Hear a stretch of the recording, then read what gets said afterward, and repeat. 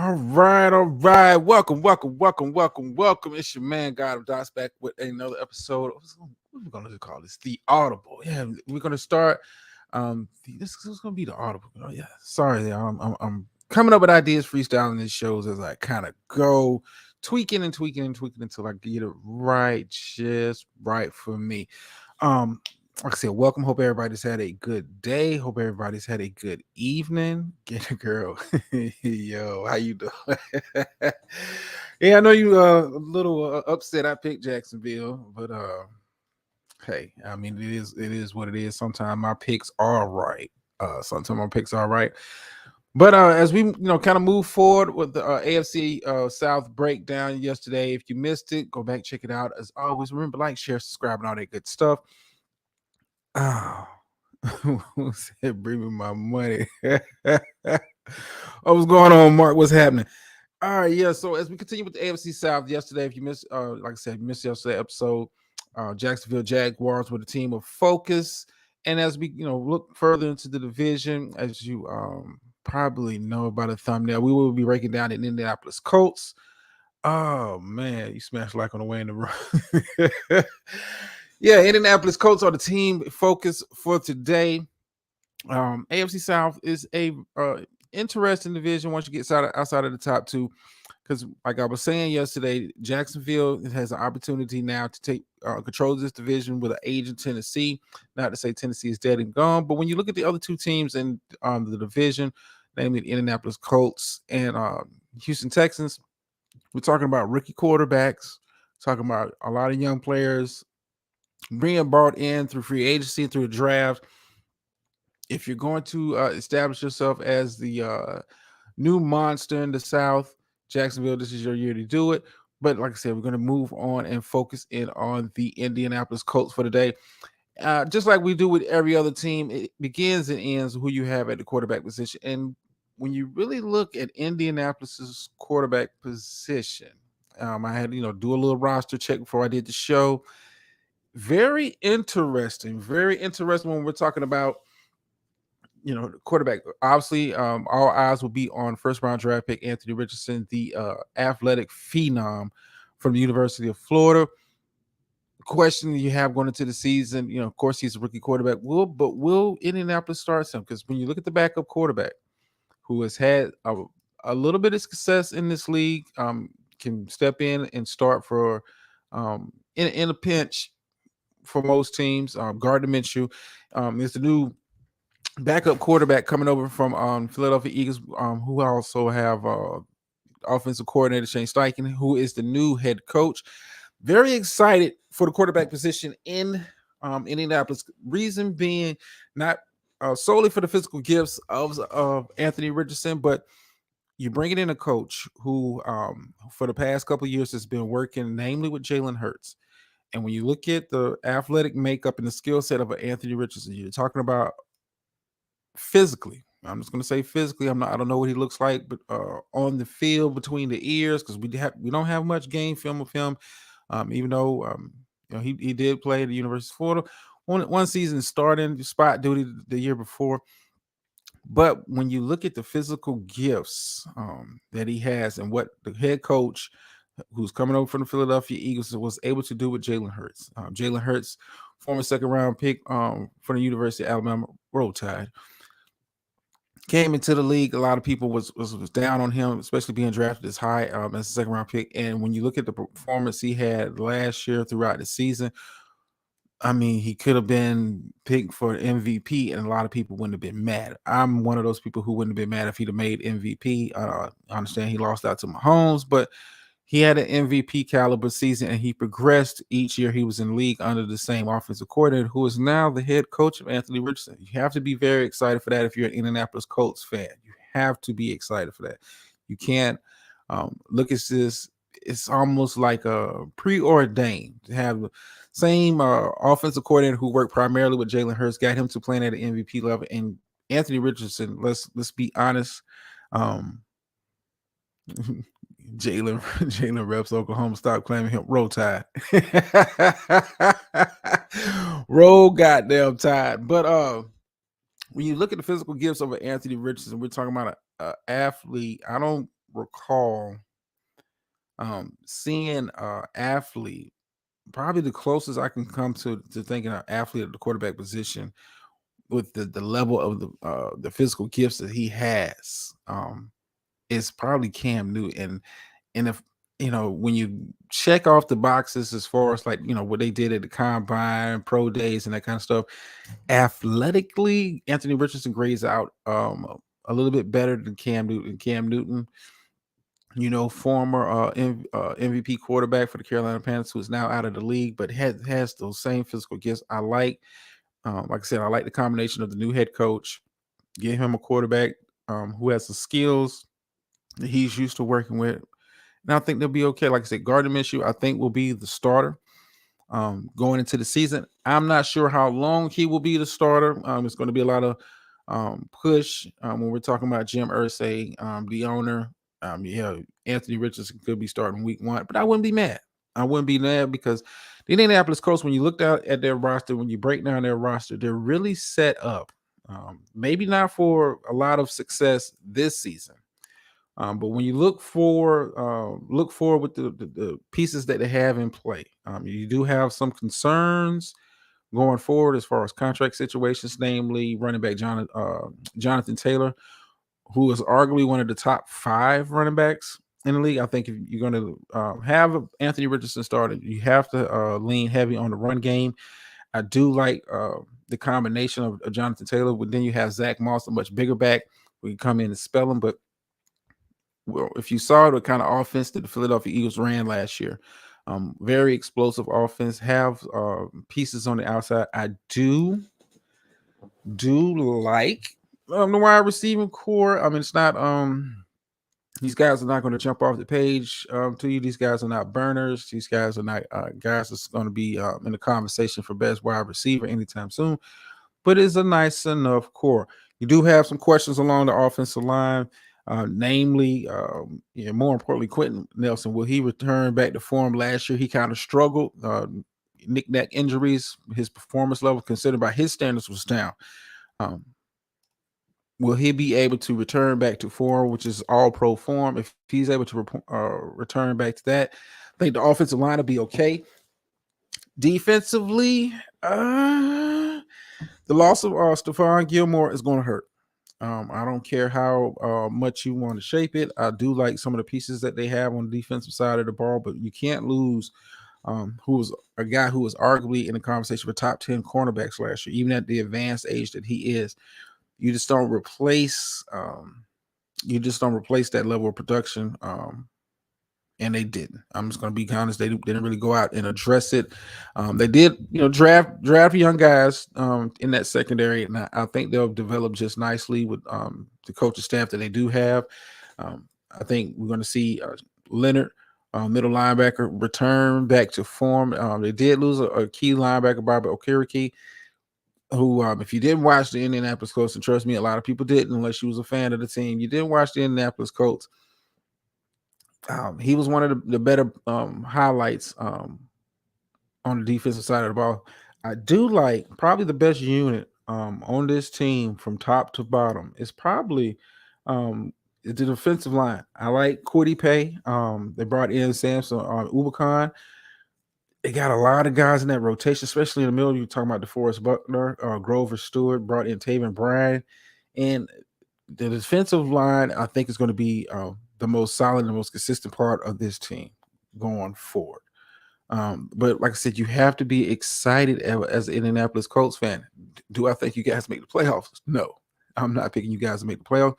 But I think with the new head coach, when an owner who, if motivated, can be very aggressive, if trying to get pieces in, get guys in that can fit, and that kind of stuff. And Anthony Richardson, potential is that's a scary word when we're talking about NFL players, and especially a scary word when we're talking about quarterbacks, because we've seen a lot of guys come through this league who have the physical gifts, but who are just not able to put it together on a very consistent basis at the quarterback position. Yes, you can throw the ball well. Yes, you can run. Yes, you're big. but can you put it together? Can you read defenses? And I don't want to get into questioning his intelligence, but based on the production that he put out last year, Florida is kind of questionable. You didn't really have a high percentage rate as far as completion was concerned last year, and as concerning coming to the NFL, because typically in college football, wide receivers tend to be a lot more open than in the NFL. NFL, you're not throwing to open guys; you're throwing guys open. And for those who understand and know football, understand what I'm talking about, the windows that you're able to kind of put the ball in is a lot different in college. That's why you see guys in college who are able to light it up as far as passing, because guys are wide open. Guys, it's easy to throw to a open target. It's another thing to throw a guy open. You don't have yeah, the girl says AR is going to put it together. I hope so. I hope so. I mean, to have an athlete at that position, and those who like I said, if you're a Colts fan, you understand the struggles that you've had since Andrew Luck suddenly retired some years ago of filling in the quarterback position. They tried to bring in older veteran guys. It just didn't work. Never really spent any real draft capital on the quarterback position. Decided to go for it this year, and decided to take Anthony Richardson at the pick that they did. Like I said, I like I like the physical gifts. Is he going to be able to put it together? Early reports coming out of training camp is that he's looking well, but then again, everybody looks good, in OTAs and minicamp. What is he going to look like when the bullets start flying? If I'm the Colts, I don't think you're in a position to win. How you doing, Dr. Nikki? I don't think the Colts are in a position to one, get in the playoffs, and one, really challenge for the division. In the AFC South, it's not a very strong division. When you look at the teams in the division, probably the weakest division in the conference. But I don't think the Colts need to have the mindset of really trying to compete. I think they need to really kind of focus on getting these young guys reps. I do like the wide receiver Josh Downs that they drafted, to add to that wide receiver group. I do like Michael Pittman at wide receiver. Jonathan Taylor, they're going to have to make a decision. They're going to have to make a decision on whether or not they're going to pay him. And speaking of guys getting paid, we'll talk about that a little bit later in the show. As far as like the news of the day, some guys got paid. I'm in the wrong business. Gator Girl says U.S. system. I mean, he's a unique player. He's like Cam Newton on a little bit of steroids. When you really look at Anthony Richardson, and a lot of people, heard the hype, he really solidified his draft position with the. I wasn't expecting him to put up the kind of combine that he did. Florida is not, hasn't had the best offensive system in place over the last, not just last year, but over the last several years. Great defensive team, offense, hit or miss. I wasn't that high on what's the young guy named Tampa Bay. I wasn't that high on Kyle Trask.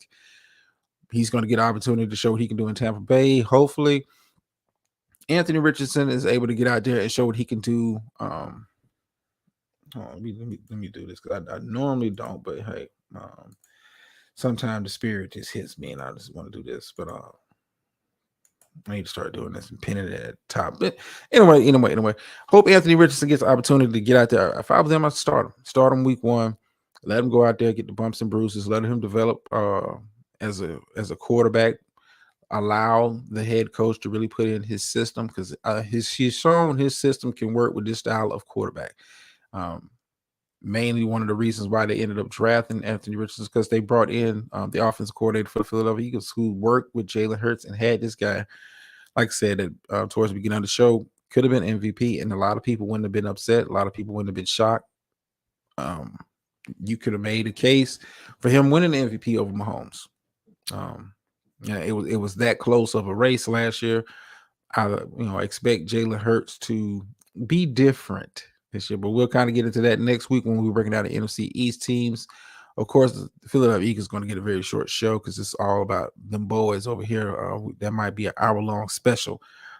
I don't know. Maybe not.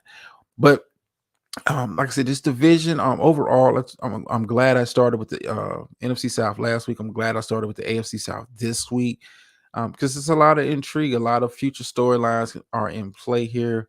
Like we talked about yesterday with Jacksonville, are they ready to really take control of this division away from Tennessee? And one of these two teams, Tennessee or Jacksonville, is going to really have to solidify their spot, because I think Houston is on the rise. I believe the Indianapolis Colts are ready to return back to being in the conversation for the division. Got to be looking forward to it. If you're a Colts fan, I hope you're excited for what you have. Uh, Hopefully Jim Irsay doesn't screw this up, and some of the wacky decisions, like decision last year of hiring ESPN analyst Jeff Saturday to be the damn head coach. Okay.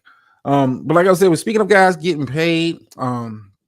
Saquon Barkley did sign a 1-year deal to return back to the Giants. Congratulations to him. It's a very, very similar as far as the money is concerned to the franchise tag, but it is a 1-year deal. With the incentives that they have in place in the contract, could possibly end up between $12 and $13 million next year. Not what he wanted, as far as long-term security on the guaranteed money. But I mean, it kind of gives you, some room to, continue working on a long-term situation with the team throughout the season. The Giants had to get a deal done with Saquon. Your offense, your team is just not the same when you don't have Saquon Barkley on the field, and we'll break down more of that next week when we look at the Giants during the NFC East breakdown. Also, another guy that got paid, Trayvon Diggs, cornerback for the Dallas Cowboys, got super paid. I want to say it was 5-6 years, $90+ million extension. A lot of money for a cornerback. Trayvon Diggs has clearly, I'm just going to be honest with you, has clearly outplayed his rookie contract, deserved to get paid. Cowboys have been planning to sign him to an extension along with wide receiver CeeDee Lamb, who still should be coming at some point, if not this offseason, some point during the season. Very happy that they was able to bring back Trayvon Diggs. Trayvon Diggs, I can really critique his game. He's a gambler, but a lot of times when he gambles, he's right. One of the best cornerbacks in the NFL. You pay him. I don't want to get too far ahead. We're talking about some of the issues as far as like the salary cap issues are concerned.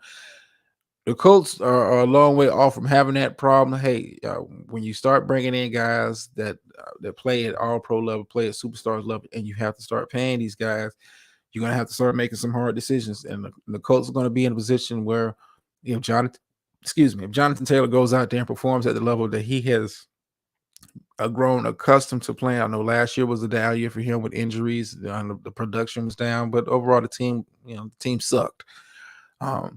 But if Jonathan Taylor is able to return back to form, be healthy, get back to the level that he's used to playing at, when he's, at one point was considered the best running back, if not the best, in the conversation with Christian McCaffrey as the best all-around running backs in the league. If he's able to get back to that level, Colts you're going to be in a position like Saquon Barkley was with the Giants. Are you going to pay this dude? Those who haven't been kind of keeping up, it's been some reports that a lot of the top NFL running backs had a Zoom meeting to discuss their contract situations going forward, and what can they do to improve the pay for the running back market. I'm not sure how that meeting went.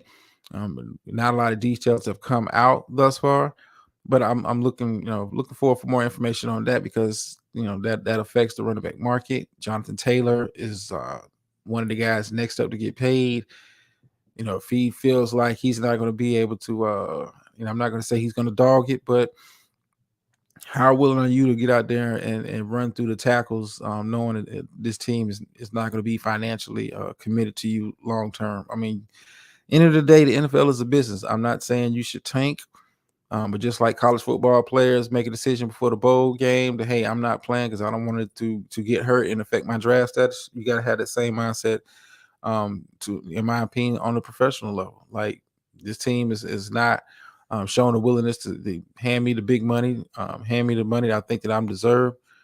How willing am I going to be, go back out there on that third down in the third quarter late in the season, when we need 2 or 3 yards? Like, how willing am I going to be able to make that decision, knowing that, hey, I can get hurt? You saw that last year with Lamar Jackson. Now, I'm not going to say Lamar Jackson, wasn't hurt.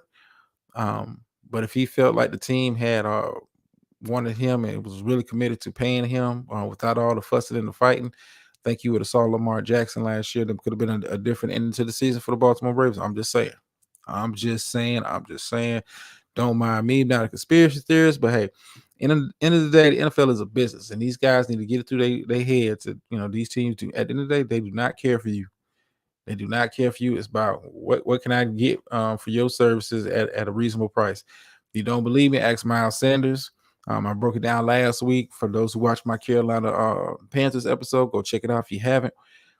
He ended up getting signed for $7.2 million. Philadelphia Eagles said, "Hey, we'll get 5 guys for that total price to replace you." At the end of the day, this is a business. You go get the money that you can, unless you're playing at the quarterback position. Your average lifespan of an NFL player ain't that long. If you're able to get to the bag, get to the goddamn bag. You will not be in the league unless you're at the quarterback position in your 40s. Get to the paper. Get to the paper. But I want to thank everybody for coming out. As always, tomorrow we'll be doing Houston, Texas. Thursday we'll be wrapping it up with the Tennessee Titans. And I may be doing something on Friday. Maybe doing something on Friday. Maybe kind of mixing in a little NBA talk. It was a very surprising, in my opinion, a very surprising signing. Jaylen Brown, Boston Celtics, got to the bad $304 million. I ain't mad at the player, but I may mix in a little bit of that on Friday. I don't know. These shows kind of come and go. I might need to start looking for a goddamn co-host. I'm getting tired of running my mouth solo dolo. Been doing it way too long. But anyway, thank you all for coming out. Remember to like, share, subscribe, all that good stuff. Leave you with the phrase that pays around here. Sometimes you win, sometimes you lose, but every time you learn. And I'm out.